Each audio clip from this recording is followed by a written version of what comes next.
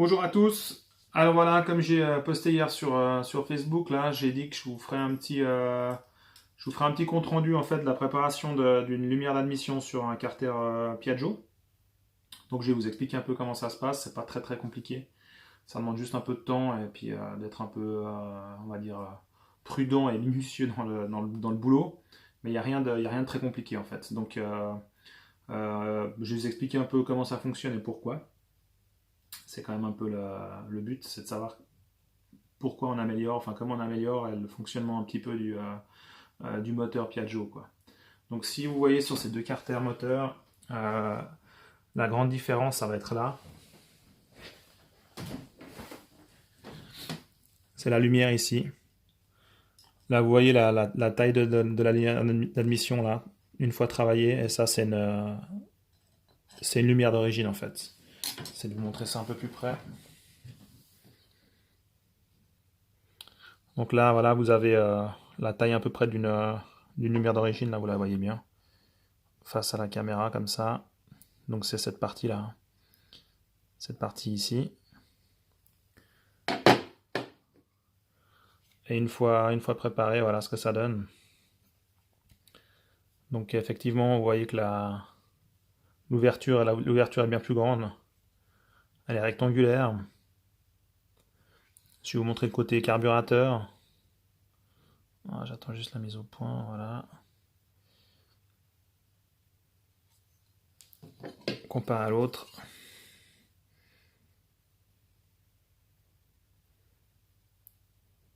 Voilà. Donc d'origine la lumière elle fait ouais, 11 de diamètre. Ouais, même pas, ça fait 10, ouais, si 11. Allez. 11,02. Et avec un petit peu de boulot, vous arrivez à passer à pratiquement... Ouais, on est presque à 13, 12... je suis à 12,8. Alors, ça dépend dans quel sens je prends la section. Il y a plusieurs moyens d'élargir ces admissions, si vous voulez. Ce qu'il faut faire gaffe quand même, on va dire, voilà, je vais vous expliquer pourquoi il faut faire attention. Si vous regardez un petit peu le moulage, si vous regardez un petit peu le moulage des carters, donc ben voilà, ça se compose de la pièce où le carburateur vient s'emmancher, et ensuite ben, cette partie-là, elle arrive directement sur le carter moteur, ok. Si vous regardez un petit peu, comme ça la pipe d'admission ici, et l'intérieur, avec le rectangle, la fenêtre d'admission, si on tire on va dire un point entre le bout de ma lumière ici et le bout de la pipe, si je pars en ligne droite comme ça, alors à un moment donné, c'est sûr que si vous venez limer tout droit entre la fin de la fenêtre d'admission et la pipe, à un moment donné, vous allez déboucher à l'extérieur, là. Donc le but, c'est de pas venir en fait finalement percer le carter moteur, parce que sinon à ce moment-là, c'est foutu, hein. Alors, il y a toujours des moyens de réparation, mais à moins d'avoir des potes qui sont soudeurs, qui vont recharger de l'alu, il va falloir... Enfin, franchement, ça va être très compliqué. Si vous abîmez la pipe là, ou vous faites un trou dans le carter, c'est pas gagné, hein. C'est pas le but en tout cas. Donc vaut mieux à la limite rester un petit peu conservateur que de vouloir gagner le dernier millimètre et puis tout foutre en l'air. Alors en gros, le but c'est quoi? Le but c'est au niveau de la pipe d'admission, bah, d'essayer d'agrandir un maximum le diamètre sans pour autant que ça devienne trop fin, d'accord? Comme justement hier sur Facebook, il y a Classic Scooter qui m'a dit voilà, t'as fait du bon boulot, mais ta pipe elle est fine, elle risque de casser. Donc effectivement, il n'a pas tort, hein. La pipe à ce niveau-là, elle est très fine. Mais je vais vous expliquer qu'en fait le rebord ici qui est très très fin, à ce niveau-là surtout, c'est pas partout, hein. En venant travailler la lumière, souvent on vient avec la lime toucher un peu le bord, toucher le bord ici, et puis ça vient assez fin. Ce qu'il faut faire attention, c'est quand vous trayez le conduit, c'est de temps en temps prendre soin de mesurer, éventuellement avec un pied à coulisse. Vous venez mesurer les épaisseurs l'épaisseur en fait de la pipe pour éviter de faire n'importe quoi. Donc il y a plusieurs manières de faire. Il y a des gens qui vont venir directement percer avec une mèche de 13. Donc ici, il ne faut pas percer sur 2 km, et je vais vous expliquer pourquoi. Il y a quelque chose qui est super important. Alors, je vais peut-être changer de place la caméra. Je serai un petit peu plus confort comme ça pour vous...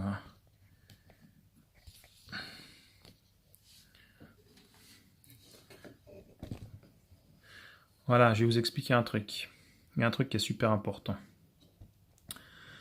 Pourquoi ne pas percer directement tout droit avec une mèche de 13? Alors ça, c'est tout simple. Quand vous voyez de ce côté la pipe d'admission, les gens ils se disent, ah bah c'est bon, là, je prends une mèche de 13 qui correspond au diamètre de mon carbu, puis je perce tout droit. Alors non.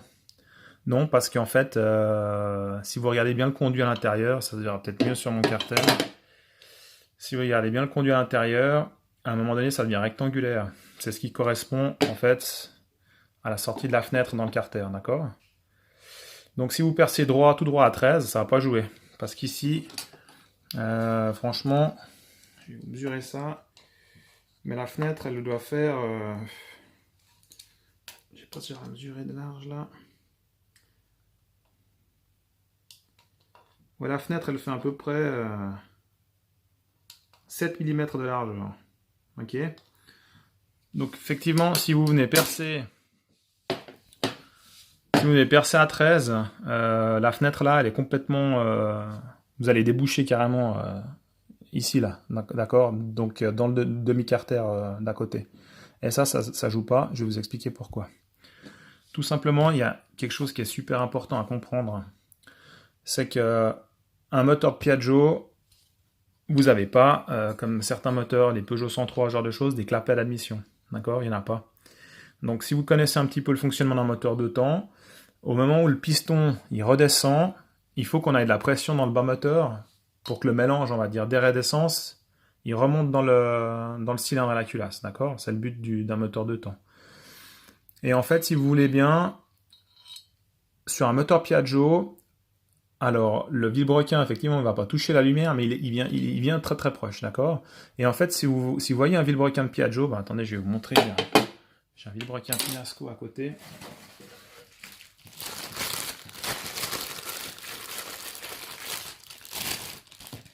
Voilà.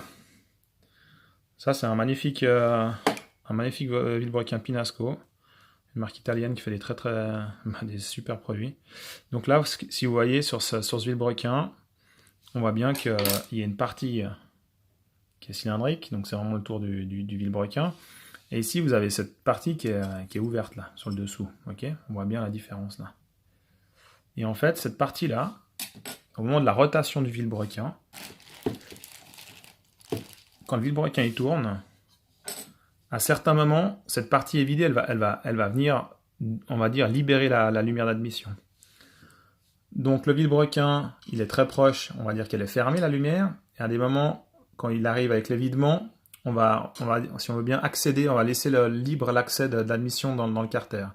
Donc à ce moment-là, le piston il remonte, le vilebrequin il est vidé, le mélange air-essence il est aspiré depuis le carburateur.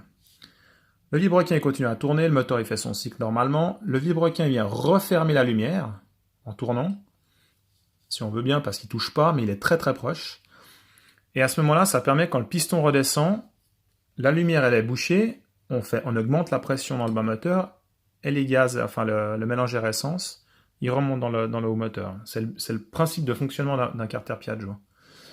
Donc le souci, enfin, c'est pas un souci, mais ce qu'il faut faire super attention, c'est qu'ici, sur la lumière, sur le bord de la lumière, il faut jamais venir ouvrir cette lumière. Si vous ouvrez cette lumière, je vais vous montrer sur mon carter, enfin sur l'autre, celui qui était préparé.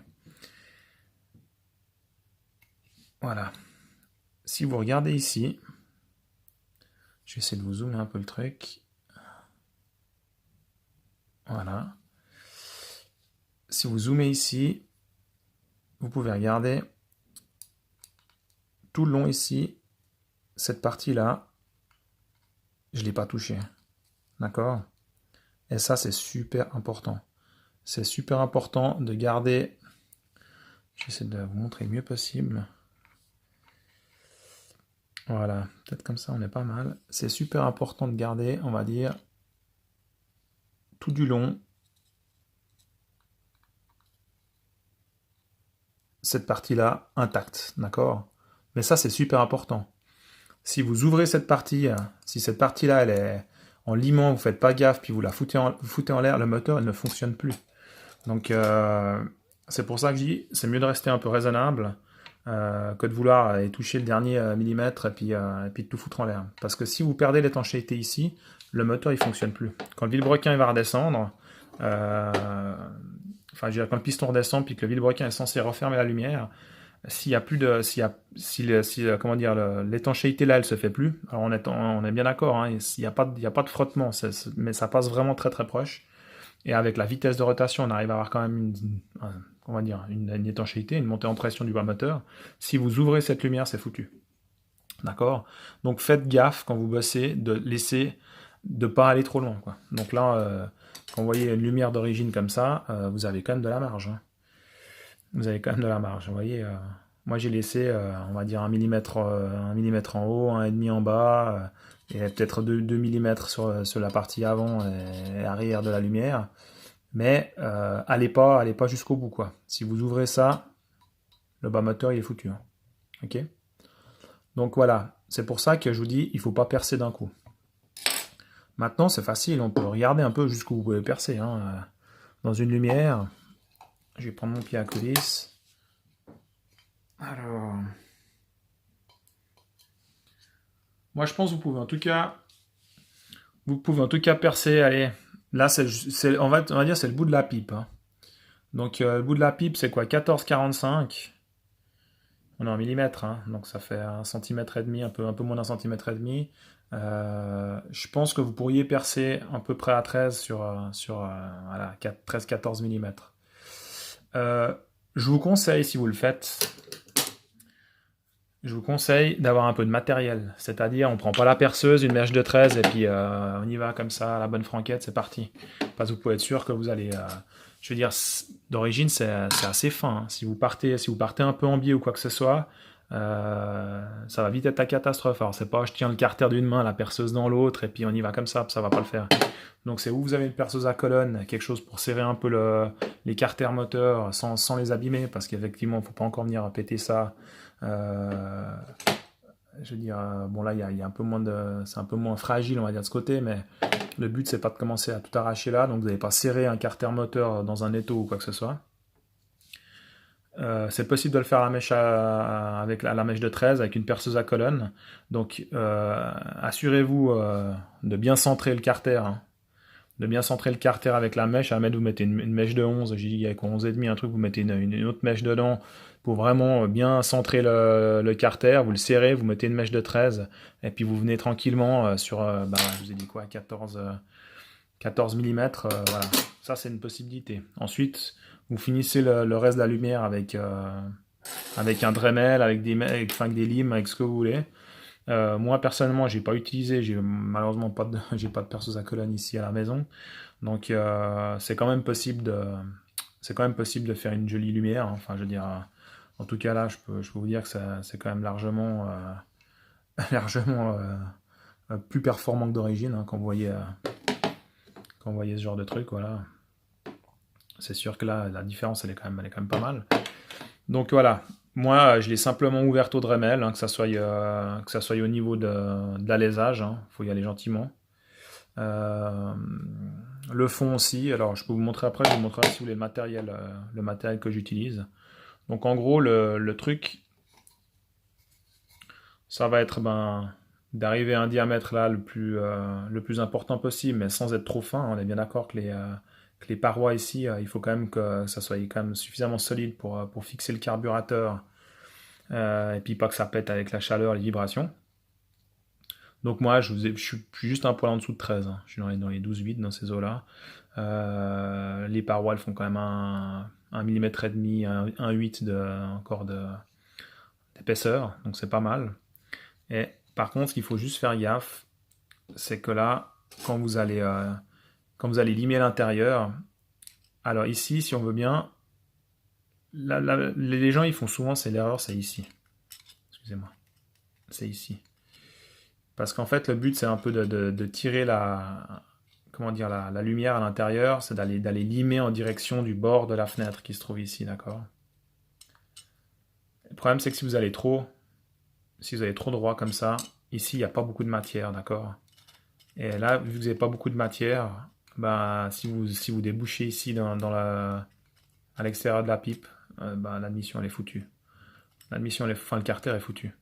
Donc faites gaffe à l'intérieur, quand vous allez limer l'intérieur, faites attention de préserver en fait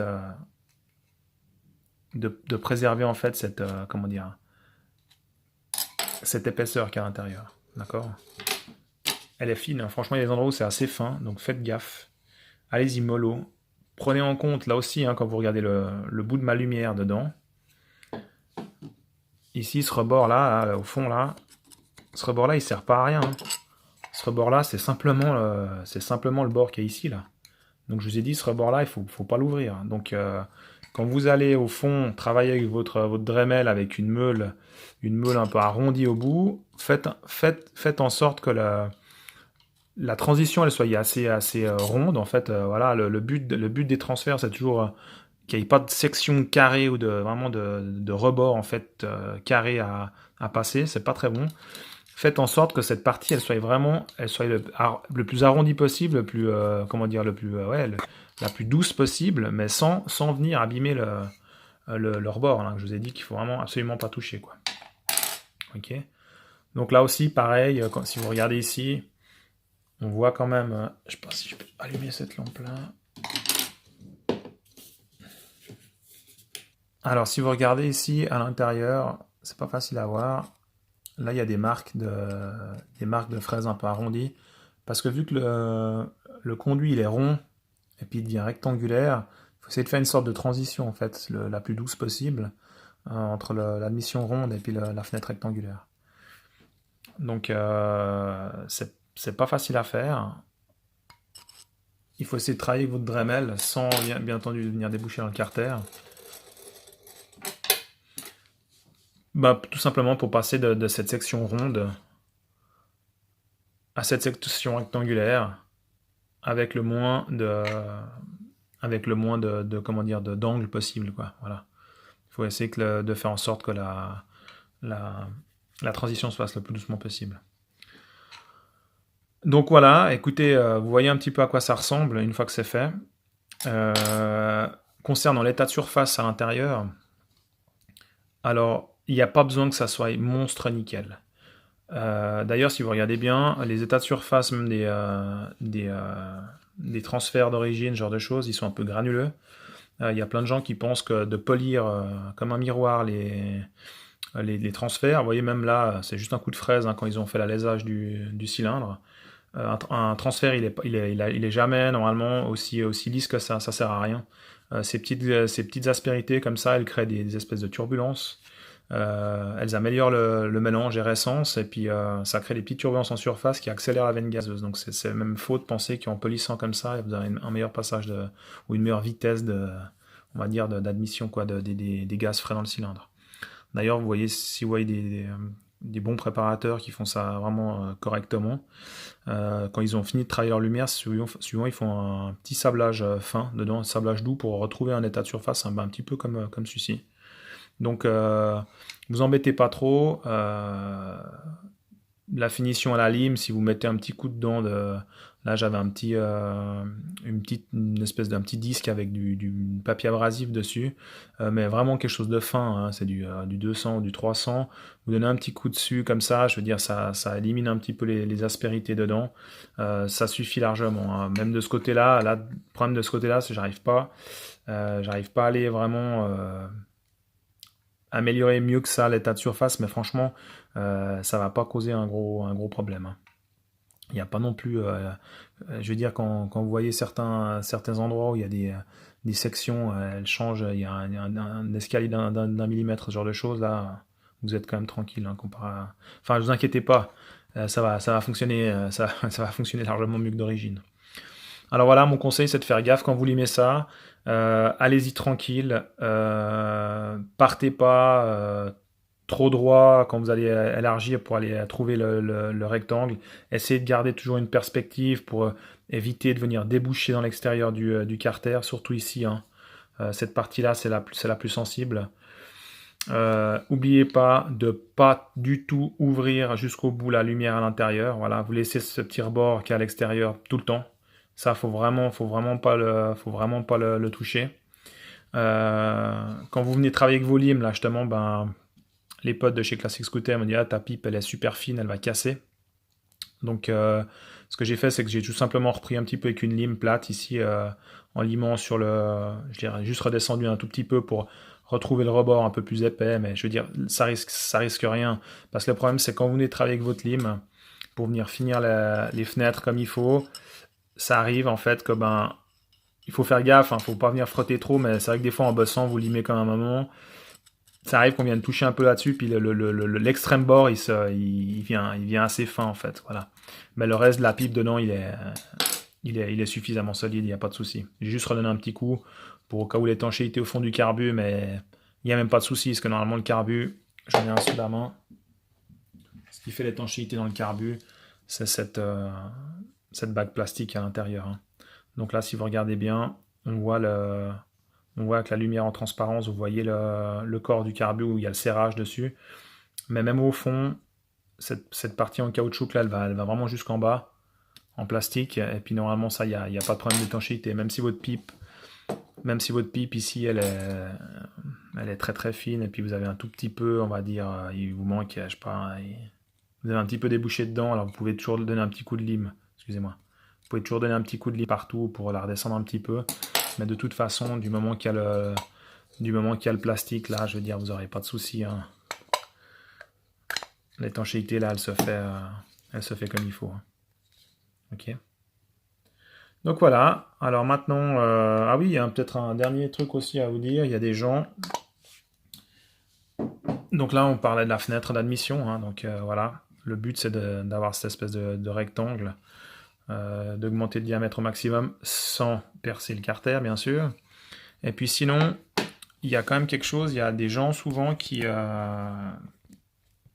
souvent, je l'ai vu, qui viennent travailler sur cette partie ici, là. Cet escalier qu'il y a là. Qui viennent travailler, qui essaient d'enlever cet escalier, de faire en sorte que le transfert ici, il vienne déboucher de manière, on va dire, d'enlever cet escalier en fait, voilà. Ils appellent ça l'escalier. Alors, moi, je vais monter un kit un peu particulier sur ces carters. Donc de toute façon, ces transferts ne vont pas être utilisés. Ils vont pas être utilisés du tout. Donc moi, je vais pas le toucher. Par contre, je peux vous dire que j'ai par expérience, enfin pas personnel, mais en tout cas, j'ai des amis qui ont vraiment bien travaillé là-dessus. Et le carter était foutu. Donc le moteur il ne fonctionnait plus du tout. Alors maintenant, franchement, je me suis jamais trop penché là-dessus, savoir pourquoi ça fonctionnait plus. Est-ce que effectivement, une fois que vous avez les deux demi-carters, est-ce que cette partie-là, elle sert à avoir une espèce de pré-compression? Je sais pas. Franchement, du moment que la lumière elle est fermée et puis que le piston redescend, ça devrait comprimer le bas moteur, hein, ça devrait jouer, mais en tout cas, des gens qui ont trop ouvert cette partie-là, le moteur il fonctionnait plus. Donc moi de toute façon, j'ai pas besoin d'appairer les transferts, parce que je vais utiliser un cylindre un peu spécial. D'ailleurs, je pourrais vous le montrer un de ces quatre. C'est des vieux kits Pinasco 65 qui sont super performants, super fiables, qui se font malheureusement plus, mais qui utilisent vraiment aucun transfert de ce moteur. Ils utilisent juste ils font l'échange gazeux directement avec le piston. Donc je vous montrerai ça un peu en détail. J'ai le cylindre qui est là, je peux vous le montrer. Hop là. C'est ce genre de kit là. Donc ça c'est des anciens cylindres Pinasco. C'est des 65 cm3. Alors ils ont un transfert ici qui correspond à rien du tout, hein, parce que sur un carter Piaggio comme ça, vous pouvez voir que le transfert il débouche dans rien du tout. D'ailleurs il ferme carrément pratiquement les transferts d'origine, hein. Là vous pouvez voir ici. Vous pouvez voir ici que le transfert d'origine est quasiment fermé. Alors, je vous expliquerai comment ça fonctionne, mais c'est des super kits. Hein. C'est des super kits. Il y a 6 transferts. Alors on en voit plus, mais en fait il faut prendre en compte que tous ces transferts ils sont en fait justement la distribution se fait que par le piston. Alors je vous expliquerai un peu comment ça fonctionne. Il y a un joli échappement à barrette aussi. C'est des kits un peu spéciaux, ça m'a raison, l'échappement démontable. On peut mettre un raccord d'origine ou bien un raccord de diamètre 27. Là on voit bien la barrette à l'échappement à l'intérieur. Et c'est des kits qui ont des goujons aussi un peu spéciaux. Ils ont 2 goujons classiques en haut là, et puis ils en ont un qui est un peu plus fin en bas, pour permettre en fait le passage du goujon à l'intérieur de la barrette d'échappement. Voilà. Vu que sur les carters Piaggio, on a que 3 goujons. Donc ils ont utilisé une petite technique. Il y a aussi Malossi qui fait ça avec leur cylindre qui est pas mal du tout. Là ils ont fait, ils ont refait. Ça fait quelques années qu'ils refont. C'est le cylindre, c'est le Big DEPS, Big Depths, en 75 cm3 alu, qui utilise un peu le même système. Donc si vous cassez un goujon sur le Pinasco, vous pouvez toujours acheter des goujons Malossi. Donc ils ont ici le filetage de ce côté-là qui est je pense c'est du M6. Et le goujon en fait il devient plus fin pour passer à travers le cylindre. Et puis il a l'écrou adapté de l'autre côté. Donc ça vaut la peine. Si vous n'avez plus de goujon pour ces kits Pinasco, vous pouvez toujours trouver avec ces kits Malossi Big Depths. Vous avez de la pièce détachée. Donc je vous montrerai encore. Je vais juste moi encore modifier un petit peu ce carter à ce niveau-là. Je vais pas aller bien loin, mais en fait avec le cylindre Pinasco, quand vous le mettez dedans, vu que les transferts du haut ils sont alimentés aussi par le piston, il faut juste que j'ouvre un tout petit carré ici pour aider le passage, mais rien, ça sert à rien de toute façon d'aller chercher un transfert plus loin. La jupe ici elle est fermée là, donc voilà, ça sert à rien du tout. Mais ouvrir un petit poil ici, je pense que ça peut aider. Je vous dis que ça marche sans ça. Hein. À l'époque quand j'étais gamin, j'ai jamais touché le carter à ce niveau-là, et puis ça fonctionnait d'enfer. Franchement ces kits franchement c'est de la folie. Ça se fait plus. Et c'est bien malheureux. Mais sinon, vous avez l'alternative, c'est le Malossi. Alors bon, il n'est pas donné, hein. Je crois que c'est pas loin de 300 balles, mais c'est pas mal. Voilà, donc j'espère que ça vous a plu. Je vous montrerai ça quand ça sera un peu plus... Enfin, quand ça sera remonté. Éventuellement, je vous montrerai ça quand je ferme les carters moteurs avec mon magnifique Villebrequin Pinasco que je vous ai montré il y a 2 minutes. C'est aussi assez simple. Hein. Donc voilà. À suivre.